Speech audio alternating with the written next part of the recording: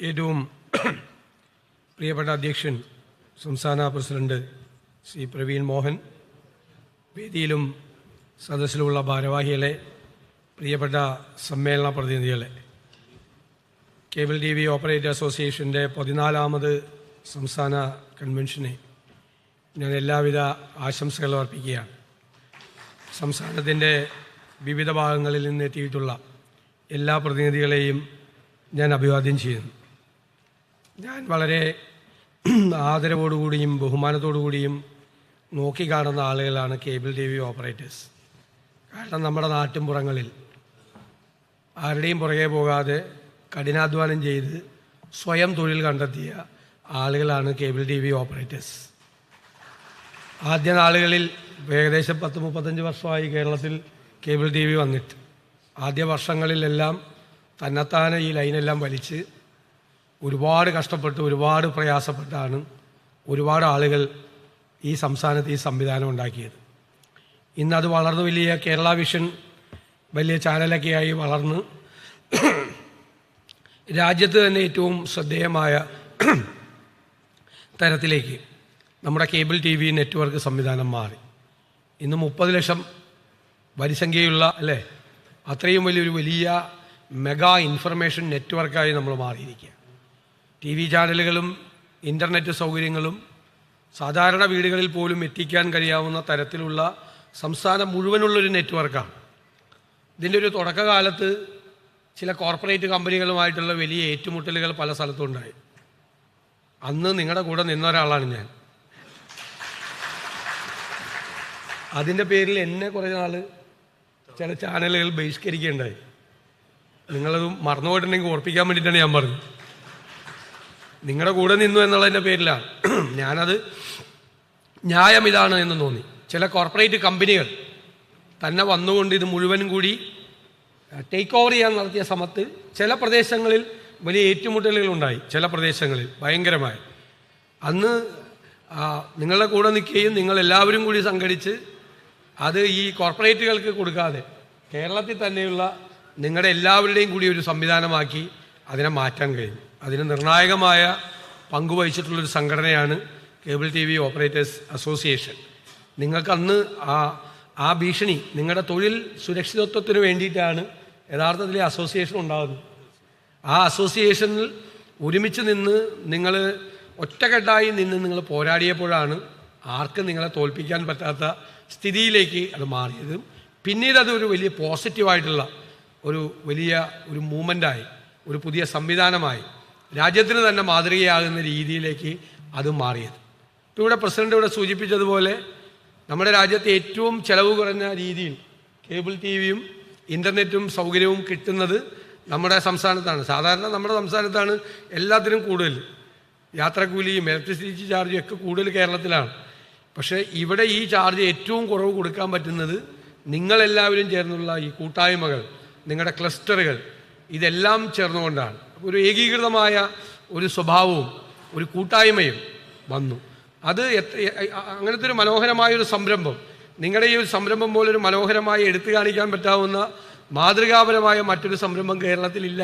ശരിക്കും അത് നമുക്ക് ഏത് സംഭവത്തെയാണ് കേരളത്തിൽ ഇങ്ങനെ കാസർഗോഡ് മുതൽ തിരുവനന്തപുരം വരെയുള്ള ഒരു വലിയ സംവിധാനം ആർക്ക് സർക്കാരുകൾക്ക് പോലും സൃഷ്ടിക്കാൻ കഴിയാത്ത തരത്തിലുള്ള വലിയൊരു സംവിധാനമാണ് കാലക്രമേണ രൂപപ്പെടുത്തി വന്നത്. അത് ഇന്ന് ലോകത്ത് ഇൻഫർമേഷൻ നെറ്റ്വർക്ക് ഭയങ്കരമായി മാറിക്കൊണ്ടിരിക്കുകയാണ്. വലിയ വേഗത്തിൽ മാറിക്കൊണ്ടിരിക്കുകയാണ്. എല്ലാ രംഗത്തും മാറിക്കൊണ്ടിരിക്കുകയാണ്. ഇപ്പോൾ വലിയ ക്ലൗഡ് മീഡിയ, നമുക്കറിയാമല്ലോ, പ്രിൻ്റ് മീഡിയ വന്നു, വിഷ്വൽ മീഡിയ വന്നു, ഡിജിറ്റൽ മീഡിയ വന്നു, ഇപ്പോൾ ക്ലൗഡ് മീഡിയ വലിയ തോതിൽ. ഇനിയിപ്പോൾ ആർട്ടിഫിഷ്യൽ ഇൻ്റലിജൻസിൻ്റെ എല്ലാം സ്വാധീനം ഏതെല്ലാം തരത്തിലാണ് ഇൻഫർമേഷൻ നെറ്റ്വർക്കിനെ സ്വാധീനിക്കുന്നത് എന്ന് പറയാൻ പറ്റില്ല. ഇതെന്തായാലും നമുക്ക് കൃത്യമായ നിയന്ത്രണവും കാര്യങ്ങളും ഉണ്ട്. പല സോഷ്യൽ മീഡിയ ഹാൻഡിലുകൾക്കും ആ നിയന്ത്രണങ്ങളില്ല, ഒരു തരത്തിലുള്ള നിയന്ത്രണങ്ങളുമില്ല. അവർ പറയുന്നത് ആൽഗരിതം ഡ്രിവൺ ഇൻഫർമേഷൻ നെറ്റ്വർക്കാണ്. ആൽഗരിതമാണ് കൺട്രോൾ ചെയ്യുന്നത്. ആൽഗരിതത്തിന് കൊടുത്തിരിക്കുന്ന ഡയറക്ഷൻ മാക്സിമം എൻഗേജ്മെൻ്റാണ്. മാക്സിമം എൻഗേജ്മെൻ്റ് എന്ന് പറഞ്ഞാൽ നല്ല കാര്യമല്ലോ പറഞ്ഞാൽ മാക്സിമം എൻഗേജ്മെൻറ്റ് കിട്ടുമോ?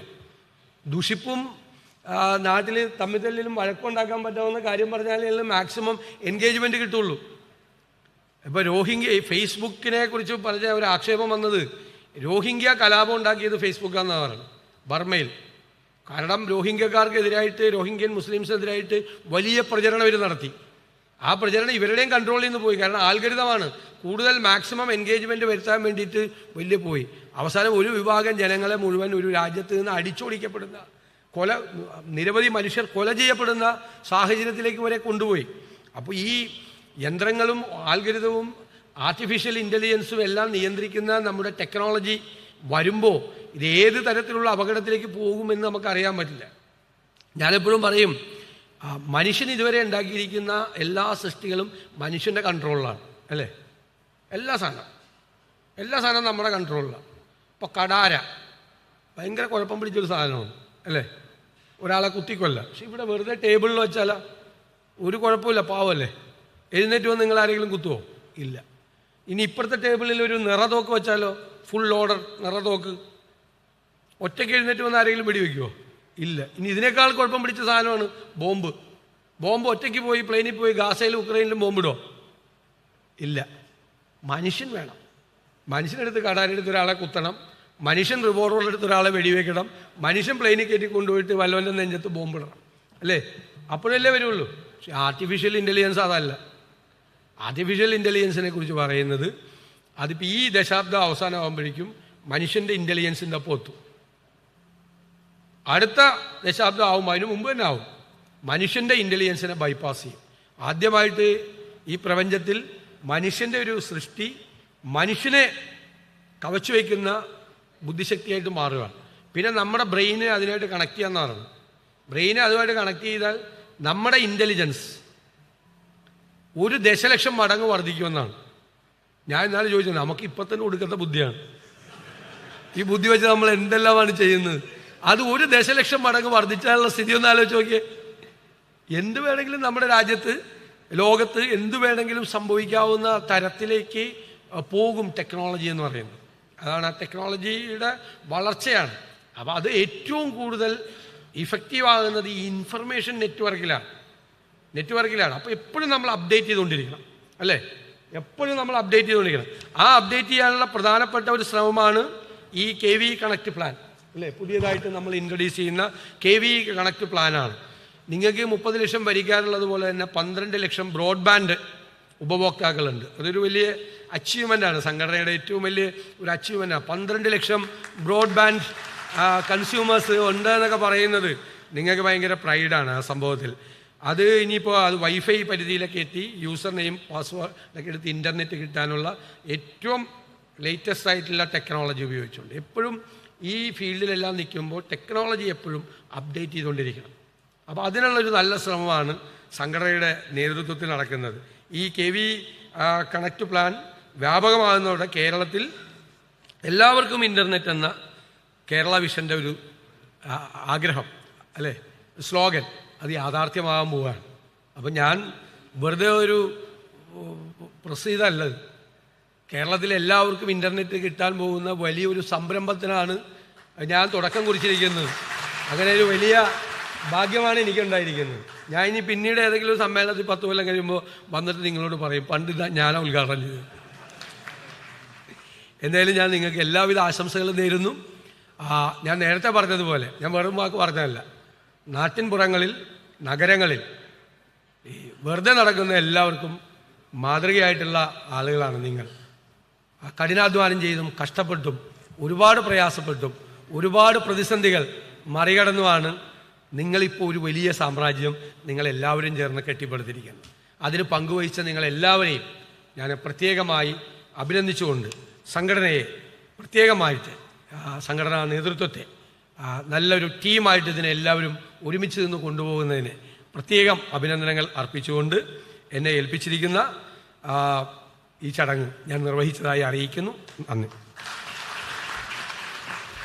അടുത്തതായി കേരളത്തിലെ മികച്ച 3 ക്ലസ്റ്ററുകൾക്കുള്ള പുരസ്കാര വിതരണമാണ്. അത് 1ാം സ്ഥാനത്തെത്തിയിട്ടുള്ള TFCL മറാഞ്ചേരി മലപ്പുറം. അവരുടെ പ്രതിനിധികൾ എത്രയും പെട്ടെന്ന് സ്റ്റേജിലേക്ക് വരിക. അത് നൽകുന്നതിനായി ബഹുമാനപ്പെട്ട പ്രതിപക്ഷ നേതാവ് അർഹളി. ഞാനൊരു കാര്യം ഞാൻ വിട്ടുപോയതാണ്, അദ്ദേഹം പറഞ്ഞതാണ്. KSCയുടെ കാര്യത്തിൽ ഞാൻ പണ്ട് അസംബ്ലി പറഞ്ഞിട്ടുണ്ട്. നിങ്ങൾ വന്ന് പറഞ്ഞിട്ട് തന്നെ നിങ്ങൾ പഴയ ഭാരവാഹിയല്ല. അത് ഉറപ്പായിട്ട് നമുക്ക് ശ്രദ്ധിക്കുക. ഒരു ഡിസ്ക്രിമിനേഷൻ, ഒരു വിവേചനമുണ്ട്. നിങ്ങളുടെ നിന്ന് കാശ് എല്ലാ വർഷവും മേടിക്കുകയും മറ്റവർക്ക് എല്ലാവർക്കും വലിയ ഇത് കൊടുക്കുകയും ചെയ്യും. അത് ഉറപ്പായിട്ട് നമ്മൾ നിയമസഭയിൽ തന്നെ ഞങ്ങളത് കൊണ്ടുവന്ന് അതിനകത്തൊരു പരിഹാരം ഉണ്ടാക്കാൻ വേണ്ടി ശ്രമിക്കും എന്നുള്ള വാക്കുകൂടി ഞാൻ വിട്ടുപോയതാണ്. അതുകൊണ്ട്